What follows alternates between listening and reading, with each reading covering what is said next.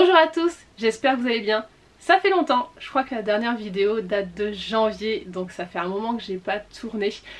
Je vais pas m'épancher plus que ça ici, je vais reprendre les vlogs. Je vous parlerai un petit peu plus de mon retour sur YouTube à ce moment-là, mais le but ça serait de faire une vidéo par semaine et aujourd'hui on va se retrouver pour un book haul. Ce sont mes achats de juillet-août, il y a tout d'abord ça et ça. Et la plupart je suis hyper contente parce que je les ai trouvés d'occasion alors que c'était des titres récents, que ça soit en roman ou en manga. Et j'ai été hyper raisonnable parce que ça, ce sont mes achats sur 2 mois. Alors que si vous regardez mes vidéos sur mes autres réseaux sociaux, que ce soit Instagram ou TikTok, vous regardez mes book hauls, donc entre janvier et maintenant, la période où j'ai pas publié sur YouTube, vous allez voir dans mes book hauls que j'avais plutôt tendance à craquer beaucoup mon slip. De toute façon vous voyez sur mes anciens book hauls sur YouTube, j'avais pas tendance à faire dans la demi-mesure quand j'achetais des livres. Mais en ce moment je me calme vachement, j'essaye de descendre ma pile à lire, manque de bol, juillet-août c'est les périodes où j'ai pas eu le temps de lire parce que je gardais ma fille, c'était les vacances scolaires et moi pendant les vacances scolaires j'ai encore moins de temps pour moi, donc moins de temps pour lire. Bref, je descends pas ma pile à lire, du coup j'essaye de ne pas trop acheter de livres. Et là, comme c'est de l'occasion, en fait je me dis que c'est de l'occasion, justement, il faut que j'en profite parce que je ne retrouverai pas. Bref, c'est de l'occasion, je me sens un peu moins coupable. J'espère que ça vous fait plaisir de me voir sur YouTube, en tout cas moi je suis très contente de vous retrouver, donc n'hésitez pas à me lâcher un petit like et un petit commentaire, et pour la majorité silencieuse, si vous n'osez pas marquer quelque chose en commentaire, mettez juste le petit emoji billet qui s'envole, c'est le petit emoji des book hauls. Je vais vous présenter en premier les services de presse, ensuite ce que j'ai acheté neuf et ensuite tout ce que j'ai trouvé en occasion. Alors ça c'est pas un service de presse, c'est pas non plus un livre que j'ai acheté puisque je l'ai gagné à un concours organisé par les autrices, c'est le tome 3 de The Sons of Sorrow de Lisa Bartholet chez Elixeria. C'est une de mes sagas coup de cœur. Alors attention, c'est de la dark romance, donc à ne pas mettre entre toutes les mains, c'est 18 ans et plus. On est également dans un harem inversé, dans un univers de bikers, donc il y a beaucoup de violence, etc. Il y a des scènes de smut. Mais dans ce tome, ça va être surtout tout le côté psychologique qui risque d'être dur pour certaines personnes. D'ailleurs à la fin, les autrices ont mis les numéros et les sites d'urgence si besoin, parce qu'on va parler beaucoup de santé mentale, de violence conjugale, donc c'est un livre qui peut être vraiment dur. Outre l'aspect dark romance, harem inversé, voilà, pour certaines personnes, donc vraiment lisez les trigger warnings avant. En service de presse de la part de Doki Doki, j'ai reçu 3 mangas. Tout d'abord le tome 5 de la saga Le Gros Chat et la Sorcière Grincheuse, c'est le dernier tome de la série. J'ai beaucoup aimé cette saga, franchement je vous la conseille. Ensuite le tome 1 de The Unexpected Goddess, j'ai bien aimé franchement. Ça va, je pense, amener à une bonne petite série et en plus je suis tombée amoureuse. Voilà.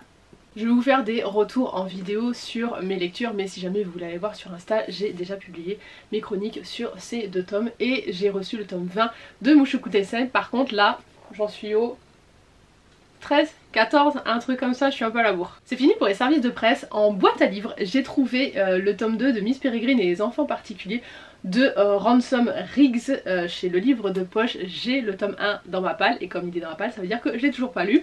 Mais j'ai pris quand même parce que c'était exactement la même édition que mon tome 1. Donc voilà, il va falloir que je me plonge de toute façon dans mon énorme pile à lire. Ce n'est même plus une pile à lire, c'est une bibliothèque à lire. En neuf j'ai pris que ça. Donc tout le reste c'est de l'occasion. J'ai bien sûr sauté sur le collector des carnets de l'apothicaire pour le tome 13. Il est parti super vite, moi j'avais complètement zappé qu'il sortait.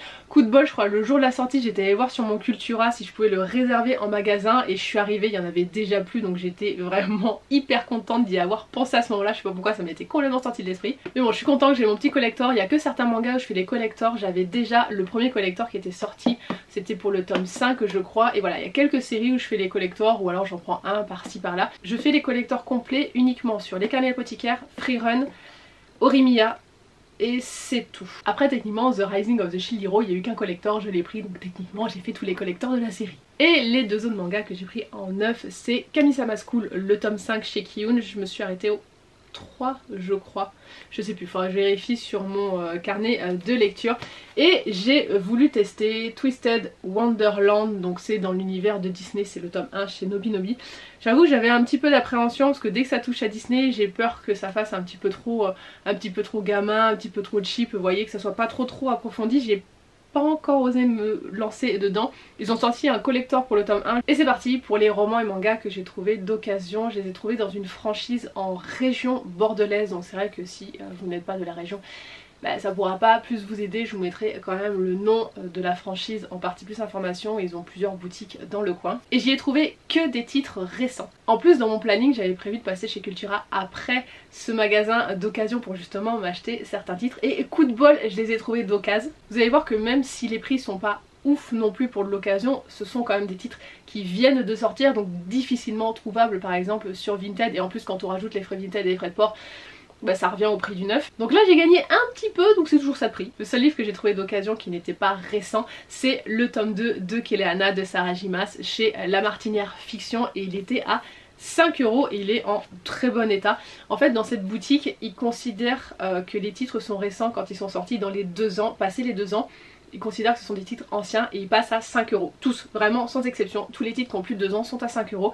Et en plus de ça, si vous achetez 2 livres à 5 €, le 3e est offert. Donc cette fois quand j'y suis allée, j'en ai trouvé qu'un dans les 5 €. Mais la fois précédente, j'en avais acheté 3. Du coup, voilà, j'avais eu 3 livres pour 10 €. Un titre qui me faisait extrêmement envie depuis qu'il est sorti, c'est Captive de l'Impris de Marjorie Burbeau chez Addictésie, et là je l'ai payé 11,85 € au lieu de 16,90 € en neuf. Alors voilà, la différence n'est pas énorme pour de l'occasion, mais c'est quand même très bien pour des titres vraiment qui viennent de sortir. Et puis en état nickel. Le dernier combat de Sarah El Arifi chez De Saxus, je l'ai payé 14,65 € au lieu de 20,90 €, et ça c'est vraiment de la fantasy, c'est pas de la romantasy, et ça va faire plaisir de lire un petit peu de fantasy pure parce que c'est vrai qu'en ce moment il n'y a que de la romantasy qui sort. En parlant de romantasy, j'ai trouvé le tome 5 de la saga d'Oren, donc Gold de Raven Kennedy chez Hugo Roman. Là je l'ai payé 14 € au lieu de 19,95 €. J'ai lu que le tome 1,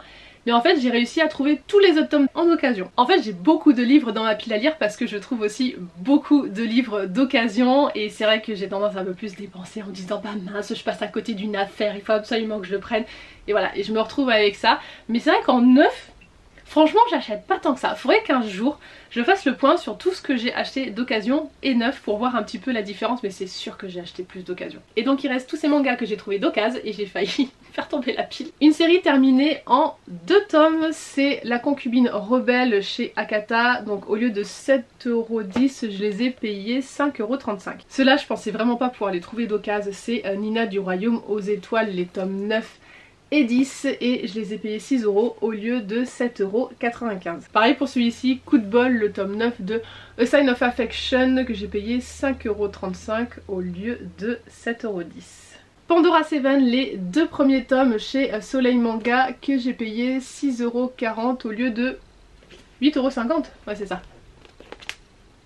Les 2 premiers tomes de Hallmark chez Komiku que j'ai payé 6 € au lieu de 7,99 €.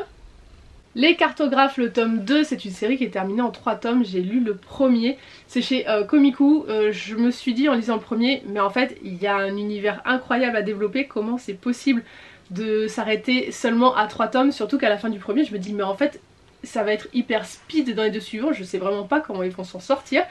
Donc voilà, j'ai pas encore lu le tome 2, mais j'étais partie genre je vais être déçue parce que l'univers est sympa, ils vont me bâcler ça va me saouler.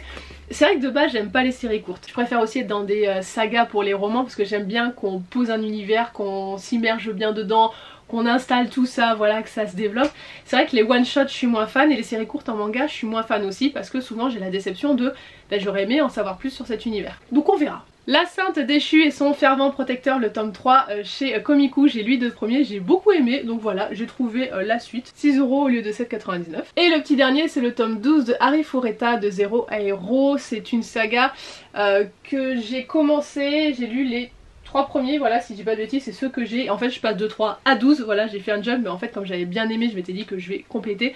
Ça serait cool que je trouve le reste d'occasion, et je les ai payés 6,40 € au lieu de 8,50 €. Je les ai payés, non, je l'ai payé, il est tout seul malheureusement. Voilà pour mes achats raisonnables. Alors oui, vraiment pour moi c'est très raisonnable de juillet et août. J'espère que ça vous a plu, n'hésitez pas à lâcher un petit com, un petit like sur la vidéo, ça fait toujours plaisir et ça nous aide en tant que créateur. Et à vous abonner aussi pour ne pas louper les prochaines vidéos. Et je vous dis à la prochaine. Bye bye.